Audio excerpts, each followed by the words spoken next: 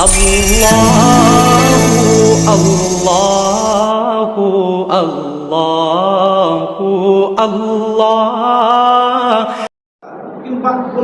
বাদ যদি আপনার ওই অর্থপূর্ণ যদি কোনো রকম ধরনের গজল টাইপের হয় বা গান বাজনা যদি না থাকে, তাহলে সেক্ষেত্রে ওটা শোনা যায়। জি ভাই, শিমুল ভাইকে অনেকদিন পরে দেখছি, এদিকে কাছে আসেন। কিছু ব্যবসায়ী অধিক মুনাফা লাভের আশায় মালামালের মজুত করে বাজারে অস্থিতিশীল করতে অর্থ উপার্জন করে, তাদের উপার্জিত অর্থ হালাল হবে কি? না, তাদের অর্থ উপার্জন হালাল হবে না, কারণ এটাকে হাদিসে বলে ইহতেকার, মানে যেটাকে কি করে, মানে এই যে সমস্ত জিনিসপত্র আসবাবপত্র হোক বা খাদ্যদ্রব্য গুদামজাত যদি কেউ করে এবং বাজারকে অস্থিতিশীল করে তোলে এবং অধিক লাভের আশায় মানুষের সংকটের মধ্যে পড়ে গেছে, সেই সমাজে এগুলো যদি বাজারজাত না করে, তাহলে এই উপার্জন এটা হারাম উপার্জন, এবং হারাম উপার্জন করলে তার রুজিও হালাল হবে না। জি। কোনো আর্থিক প্রতিষ্ঠান বা মোবাইল অপারেটর সংস্থারা তাদের ব্যবসায়িক স্বার্থে বিভিন্ন ক্যাশব্যাক বা গ্রাহকের অফার দিয়ে থাকে, এসব সুযোগ গ্রহণ করা কতখানি জরুরি? অফারের ব্যাপারে আমাদের কাছে একটা প্রশ্ন এসেছিল, যে সেটা অনেকে এটাকে সুদ মনে করেছিল, যে এটা এক প্রকার সুদ। তো অধিকাংশ আমরা ফতোয়া দিয়েছে যে এটা সুদ হবে না, এটা জায়েজ করতে পারবে, এটা মানে তাদের ব্যবসা প্রচার প্রসারার্থে এটা করতে পারবে আর কি। এখানে ক্ষতিগ্রস্ত সেও হবে না, হ্যাঁ, ক্ষতিগ্রস্ত যে হয় তাহলে সেক্ষেত্রে হারাম হবে, যেহেতু সে ক্ষতিগ্রস্ত হচ্ছে না এই জন্য এটা হারাম হবে না। শখের বসে কোনো দৃশ্য বলে সাথে নিয়ে ছবি তোলা ঠিক হবে কি? জি, শখের বসে শখ করে কোনো ছবি তোলা এটা নিষিদ্ধ, কারণ হচ্ছে যে বিশেষ প্রয়োজন ছাড়া ছবি তোলা যাবে না। তার কারণে যেমন ভিডিও, এটা কিন্তু ছবির অন্তর্ভুক্ত নয়, এটা মুসাব্বিরুন না, এটা আমার বক্তৃতা আমার হুবহু কথা নকল হচ্ছে এটা কিন্তু এটা মুসাব্বির, তাসবির নয়। এটা তাসবির হচ্ছে যে আপনি কোনো জায়গাতে হয়তো কি সফর করলেন, হয়তো কোনো বিনোদনমূলক এলাকায় গেলেন, হ্যাঁ, যাওয়ার পরে সেখানে আমি যে ছবিগুলো ওঠানো হয়, অর্থাৎ নিষ্প্রয়োজনীয় যে সমস্ত ছবিগুলো ওঠায়, এগুলা শরীয়তে জায়েজ নাই। প্রয়োজনীয় ক্ষেত্রে, যেমন হজের ক্ষেত্রে, আইডি কার্ডের ক্ষেত্রে যেগুলো বাধ্যবাধকতা আছে, সেই ক্ষেত্রে এটা শরীয়তে কি জায়েজ করা হয়েছে এবং এটা জায়েজ শরীয়তে। কোনো মানুষ ভুল করলে তার সামনে ভুল তাকে বলা যাবে কিনা? মানুষের ভুল বা দোষ দেখে দেওয়া যাবে ইসলামে কিভাবে যেটা জীবনের আওতায় না পড়ে? গীবত, আল্লাহ রাসূল সাল্লাল্লাহু আলাইহি সাল্লামকে গীবত সম্পর্কে জিজ্ঞেস করা হয়েছিল, যে যেটা তোমার ভাই শুনলে অপছন্দ করে সেটা হলো গীবত। তো আবার প্রশ্ন করলে যে তার মধ্যে যে দোষটা থাকে, দোষটা যদি বলি, বলছে তার মধ্যে দোষ থাকলেও তুমি যেটা বলো সেটাও কি এটা গীবত, কিন্তু তার মধ্যে যে কোনো দোষ না থাকে আর তুমি যেটা বলে বেড়াও, তাহলে এটা হবে কি ইত্তেহাম, এটা হবে কি অপবাদ। সুতরাং যে ধরনেরই গীবত হোক না কেন, এটা শরীয়তে জায়েজ নয়, বরং কিছু কিছু গীবত আছে সেটা করলে কি হবে, পাপ হবে। একাকী সালাতে সূরা পাঠ করার সময় মুখ বন্ধ করে মনে মনে পাঠ করা না, পাঠ করব না ঠোঁট নড়বে? আপনারা জানেন যে একাকী সালাত আদায় করলে অনেকে বলে মনে মনে পড়া, মনে মনে মানে উচ্চারণ করেই পড়তে হবে। মনে মনে পড়া মানে আপনি চোখ বন্ধ করে সালাত আদায় করে তো নিষিদ্ধ, আপনি সূরা ফাতিহা পড়বেন, উচ্চারণ করে পড়বেন, আওয়াজ হবে না।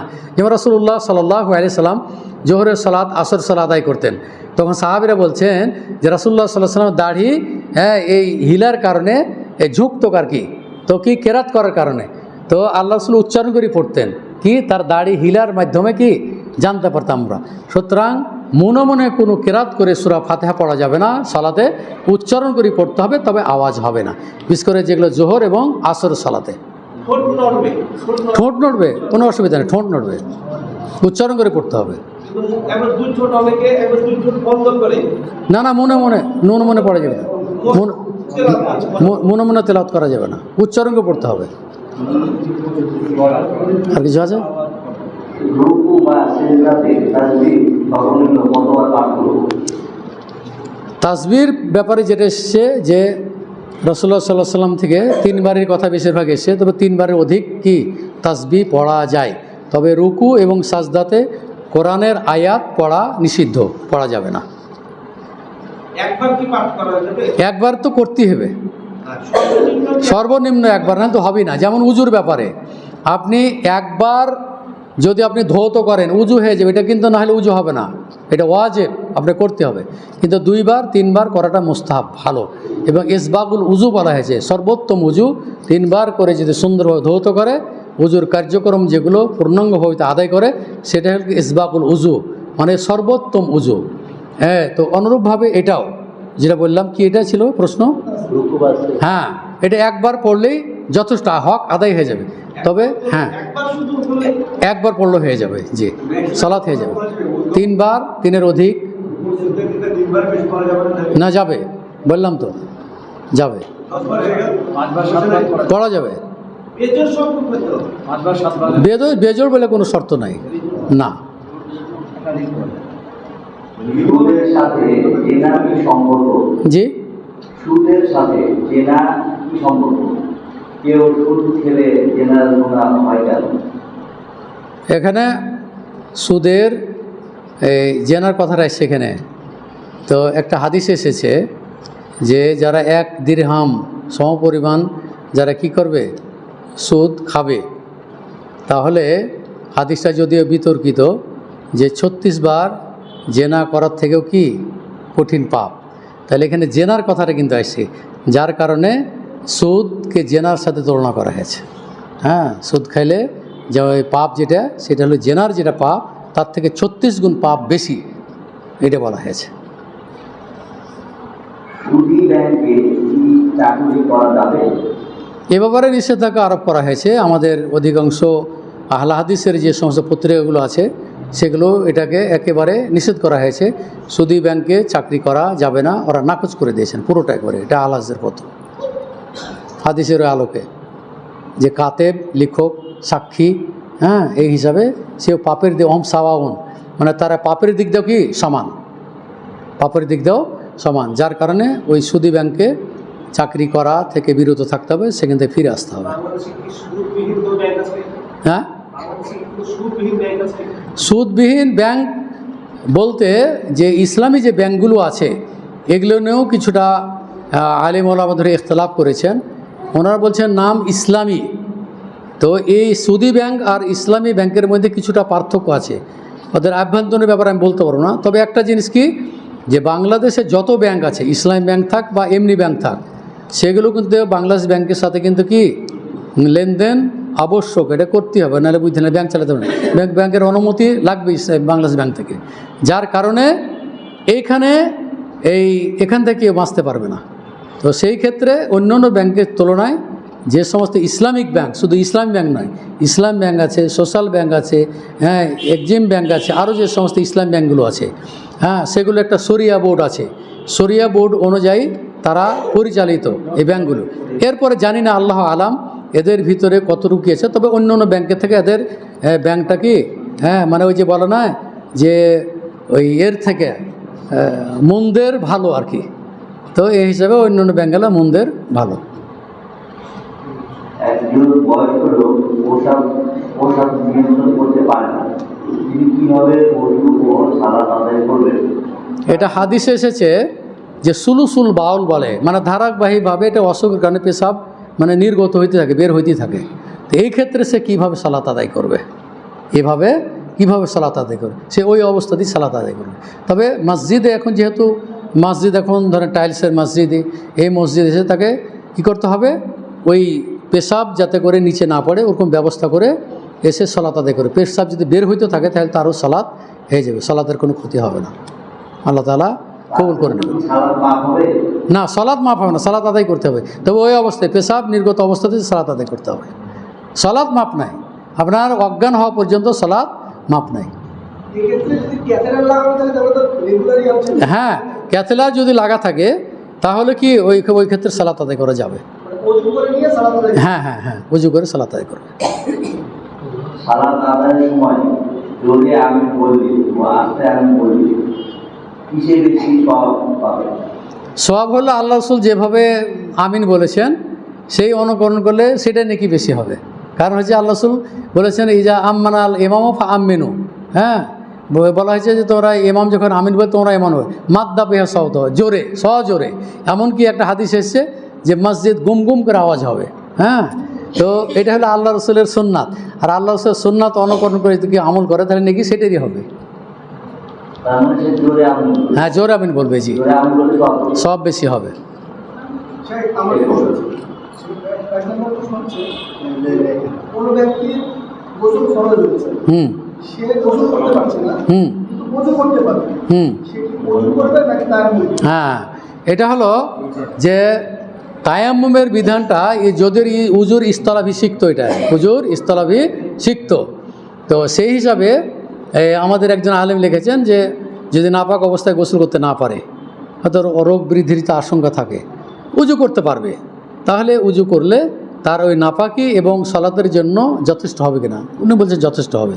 কিন্তু তায়াম্মুমের বিধান যেটি, যে আল্লাহ রসুল সাল্লাল্লাহু আলাইহি সাল্লাম একজন সাহাবী এরকম মানে অপবিত্র হয়ে গেছিল সফরে, তো সে আহত হয়েছিল, মাথা ফেটেছিল, তো যার কারণে সে জানত না যে তায়াম্মুম করলে এটা যথেষ্ট হয়ে যাবে। তখন সে কী করলো, গোসল করে নিয়েছিল। তো গোসল করে সে লোকটা মারা গিয়েছিল। মারা যাওয়ার পর আল্লাহ রাসূল বলেন, হ্যাঁ যে আনতা কাতালতা, তুমি তাকে হত্যা করেছো, কারণ তুমি তাকে কেন গোসল করার নির্দেশ দিলে? হ্যাঁ, তো বলছে যে তোমার জন্য এটা যথেষ্ট ছিল যে মাটিতে একবার হাত মেরে ফোঁ দিয়ে মুখমণ্ডল মাসা করে এইভাবে মাসা করলেই নাপাকি এবং উজু দুইটা কী হয়ে যাবে, যথেষ্ট হয়ে যাবে। যার ফলে ভাতিজা আব্দুল্লাহ যে প্রশ্নটা করেছে সেটা হলো যে উজু করতে পারবে, কিন্তু এখন ওই ক্ষেত্রে তায়াম্মুম করা লাগবে কি লাগবে না। তো তায়াম্মুম করলে ওই নাপাকি এবং উজু দুইটাই যথেষ্ট হবে। উজুর ক্ষেত্রে যদি কেউ কেউ বললেও এটা হয়ে যাবে, তবে তায়াম্মুম করাটাই সবচাইতে বেস্ট, যেটা প্রকাশ্য হাদিসে এসেছে। সুতরাং যদি উজুও করতে পারেন তারপরও তায়াম্মুম করে সালাত আদায় করবেন, এটাই হলো কি, তাহলে আপনার এই আল্লাহ রসুলের নির্দেশটা কী করে পালন করা হলো, ওই মোতাবেক কি আমল করা হলো। কিন্তু এখানে বলা হয়নি কিন্তু যে উজু করলেই তার কি নাপাকি এবং কি উজু সালাতের উজু যথেষ্ট, এটা কিন্তু বলা হয়নি। তায়াম্মুমের কথা কিন্তু এসেছে, সুতরাং তায়াম্মুমই করতে হবে। জি, আরেকটা প্রশ্ন সেটা হচ্ছে যে আমাদের প্রচলিত যে আছে যে বছর সালাত আদায় করতে হলে 48 কিলোমিটার বা 65 কিলোমিটার বা 74 কিলোমিটারের কথা বলা আছে, এগুলো কি কোনো হাদিসে আছে না? হাদিসে এসেছে যে আল্লাহ রাসূল সাল্লাল্লাহু আলাইহি সাল্লাম সফরের যে ক্ষেত্র রয়েছে বিভিন্ন রকমের হাদিসে, একটা দুটো হাদিস না, অনেকগুলো হাদিস, যেটা বললে এগুলোরও 48 পর্যন্ত হাদিসে এসেছে। তো আল্লাহ রসুল সাল্লাহ সাল্লাম মদিনা থেকে 4 রাকাত মদিনায় জোহরের সালাত আদায় করলেন। তারপরে জুল হুলাইফা নামে, যেটা এখন মিকাত মদিনার, সেখানে 3 কিলোমিটার ওখান থেকে, না 3 মাইল। তা আল্লাহ রসুল সাল্লাহ সাল্লাম কী করলেন, ওখানে এসে এই কসর করলেন। তাহলে তো বললেন একটা 9 মাইলের কথা আছে, একটা 19 মাইলের কথা আছে, একটা 24, এভাবে অনেকটি আছে। তো আমাদের ওলামারা যে ফতোয়া দিয়েছে সবগুলো হাদিসকে জমা করে যে সফরের নিয়তে বের হইলেই কী করবে, কসর করবে, ওখানে আর ওই কিলোমিটার আর কি এখানে মানে ধর্তব্য নয় আর কি। তুমি হ্যাঁ ওই সফরে থাকো তো, না না করা যাবে, ওটা ভুল বলেছ। জানে না আসলে, ফতোয়া জান না, তুমি বলছো এটা মানে না। আমি যেটা বললাম ওইটাই ঠিক আর কি।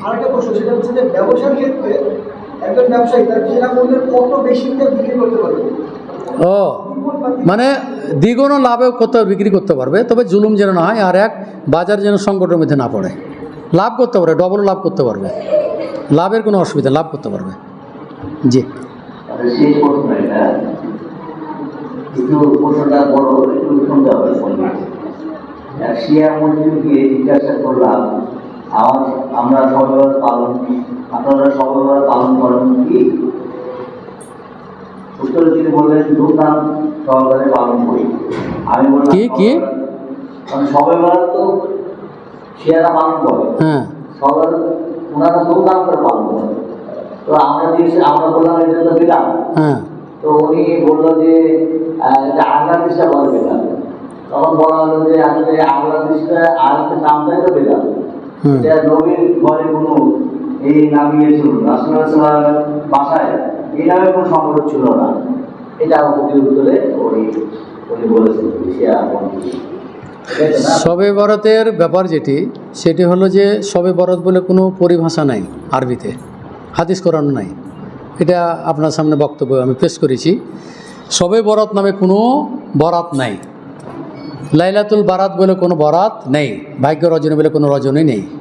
ভাগ্য রজনী যদি আপনি বলতে চান তাহলে লাইলাতুল কাদর, সেখানে অনেকগুলো নেকির আছে, সেখানে যে সমস্ত ফজিলগুলো বর্ণিত হয়েছে সবের ক্ষেত্রে যেগুলো হয়েছে সবগুলো হলো জাল হাদিস, জয়ীফ হাদিস, এগুলো আমলযোগ্য নয়। আর শিয়ারা যেটা বলেছে, শিয়া কথাটা কি কোরআন হাদিসে আছে? ওরা তো এরা খারিজি, এরা তো সম্পূর্ণ ইসলাম বিরোধী কার্যকলাপ ওরা লিপ্ত। সুতরাং হানাফিরা তো এরা আহলুস সুন্নাহর মধ্যে, এরা কোনো অসুবিধা নেই, কিন্তু খালি মাসলা মাসালা এদের সাথে বিতর্ক। কিন্তু শিয়াদের সাথে বড় মত পার্থক্য আছে, এরা মুসলিম নয় বলি অনেকে এটা ফতোয়া দিয়েছে নাকি। সুতরাং শিয়াদের সংস্পর্শে যাওয়া যাবে না। জি না, ও জানে না কাহালে সম্পর্কে। জি সুবহানাকাল্লাহুম্মা বিহামদিকা আশহাদু আল্লা ইলাহা ইল্লা আনতা আস্তাগফিরুকা ওয়া আতুবু ইলাইক।